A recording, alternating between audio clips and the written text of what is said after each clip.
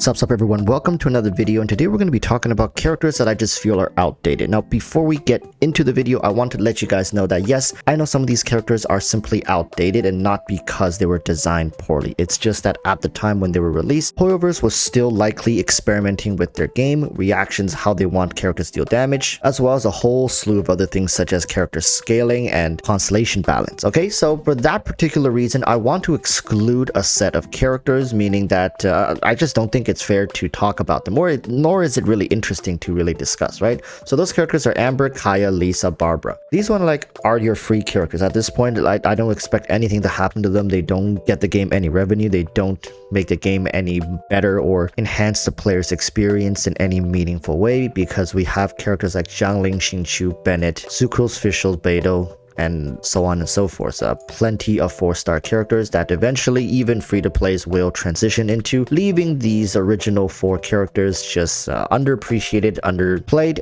and for the most part for a good reason. Okay, so we're going to be excluding them, and of course we're going to be excluding Aloy. Let's just be honest here. You're going to have to be inhaling some sort of premium copium to actually think Hoyoverse is going to do anything for Aloy at this point in the game.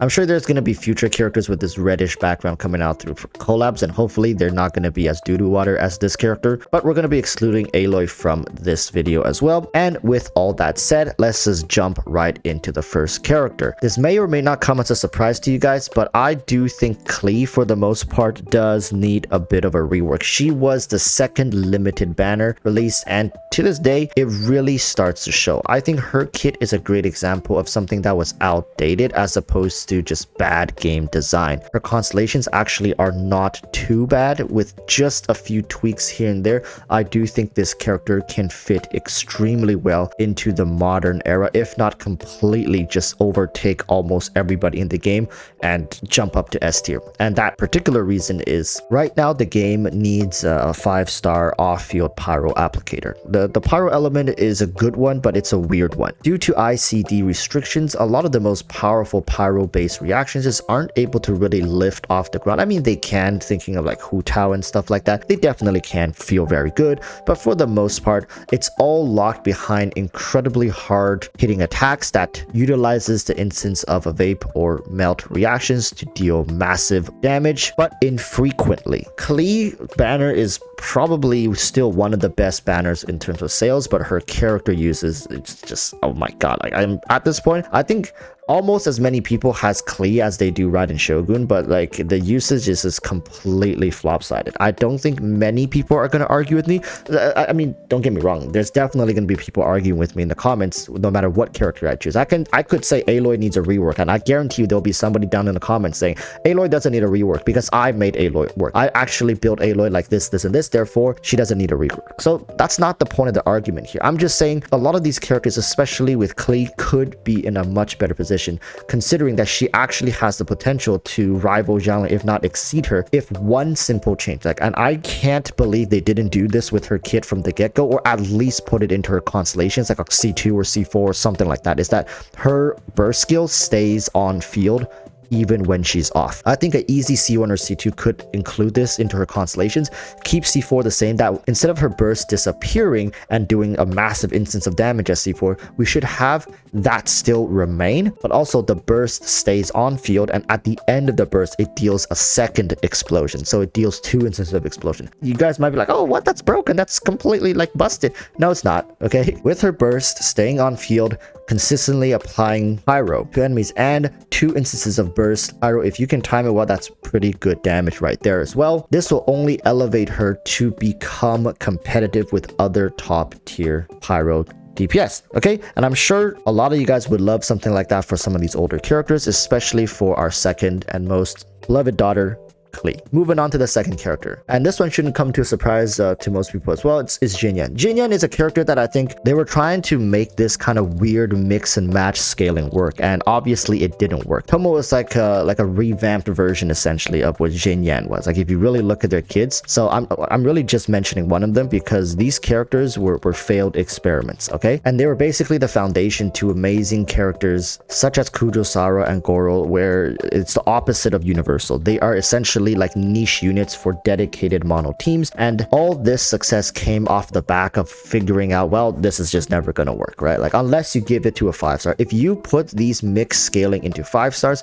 they oftentimes have enough extra stats padded into them to justify this. But when you have a 4-star character and you're trying to mix match their stacks to try to benefit from both worlds, like for Xinyan's case, it's physical attack as well as defense scaling. Like that's quite the imbalance you're trying to strike up here, because defense is a defensive stat, right? And physical attack is an offensive stat. I know that they try to scale defense straight back into Xinyan's damage output, but because she's a pyro character who deals a mix of pyro attack as well as physical attack while having to also build for defense, you quickly start to have the pieces falling apart. I think for Xinyan's case, a good idea is just to forego the offensive capability altogether, tunnel harder into her shield, remove the absurd requirement of her having to hit like 2 characters or 3 characters, just have her produce a well-balanced shield that can apply a decent amount of pyro even when she's off field. I think her shield should definitely scale with defense. I think that has no problem. I think this is a unique characteristic of this character, and I think she's really great in that manner.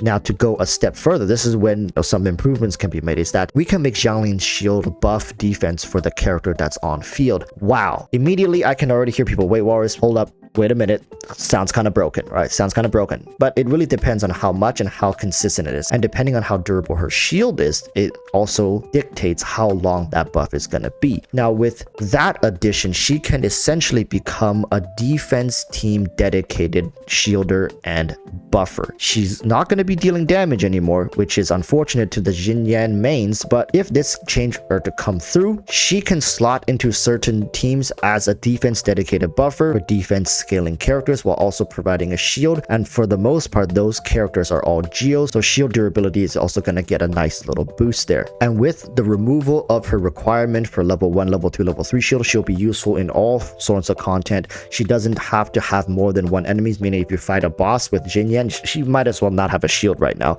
But with this new change, not only will she have a shield, she'll have a very good and consistent shield that's buffing additional defense for on-field characters. And to top it off, if you can get her to higher constellations, there should be like some sort of buff, meaning that even after her shield is broken, it then further buffs defense for the on-field character even more, meaning that once her shield eventually does break, it counteracts as a buffing mechanic that tunnels more offensive capabilities into your on-field character through defense, meaning they're going to be tanky, and if the character does scale with defense, they're going to do more damage. I don't think that makes the character broken. I think that'll make her incredibly useful in a niche team. Take what has succeeded in your other characters and put it into the older characters. I think there's no harm. It's not like suddenly everybody's going to want Xinyan, but people who play defensive teams doesn't have a great usage for Xinyan. But I do understand Hoyoverse wants these units to be niche and exclusive and unique in their own right, even if it means that they're not as well designed and balanced in comparison to other units. Okay, I get that. I'm not gonna go over Toma because I think they share similar problems. It's up to your imagination what kind of direction they should be taking Toma. In my honest opinion, I think they should be making his pyro applications a little more consistent and better. But yeah, I digress. Now moving on to arguably the most controversial one I have here is Xiao. Okay, hear me out.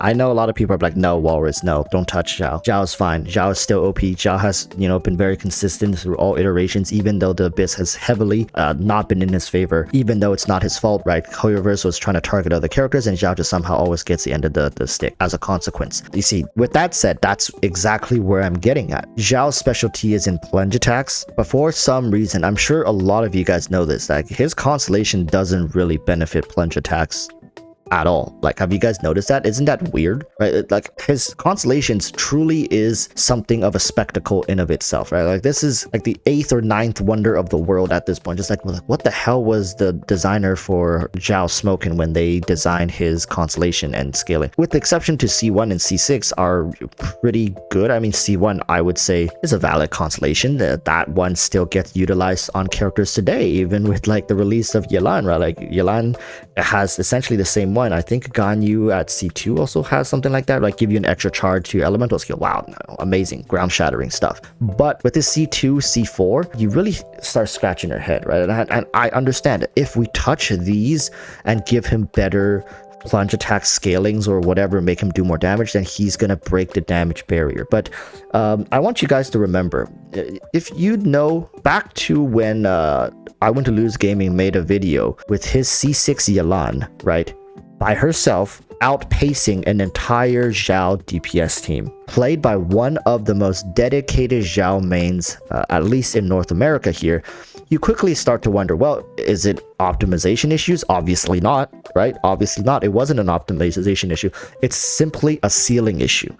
Xiao currently has a ceiling that is, in my opinion, unfair to the character, especially with how Hoyoverse likes to design the Abyss at times. It just doesn't feel like this character is truly getting to shine in most cases. In fact, he's always going against the current. Therefore, I think his constellations should be now lending a hand to not just damage but utilization of his plunge attacks. Something along the lines of, for example, like C4. Every time Xiao plunges, he creates a small vacuum which sucks characters a little closer towards him. Nothing as crazy as Kazuha's E, but like weaker than that. So after multiple plunges, he can start pulling characters a little closer to him. And we should make this range like bigger than his plunge attack. Characters in a wide area. I want to say the area of effect should be around Kazuha's hold E's range, but remember, we're not getting the same level of suction here, so it's going to take like 4 or 5 suctions just to get the enemies within to his plunge attack range. Utility features like this will really, like, you guys have no idea how much it's going to help out a character like Xiao. At this point, it's not even about getting energy particles during his burst. I know a lot of people want to mention that. It's like, oh, you know, like Xiao should be getting particles during his burst like Ito,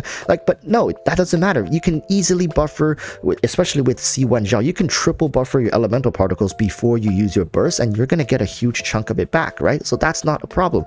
What's another problem, in my opinion, is with Xiao's C6, that restriction on having the plunge on more than one enemy is a real buzzkill. But at the same time, if they allow you to only do it to one unit, sounds kind of broken now, doesn't it, right? Especially when his elemental skills can do up towards like 60-70k and you're doing like 4 or 5 per plunge attack. That's kind of nutty. Now, it's really difficult for me to recommend something in this case because most of the recommendations would just be to rework his C6 and change it to something different.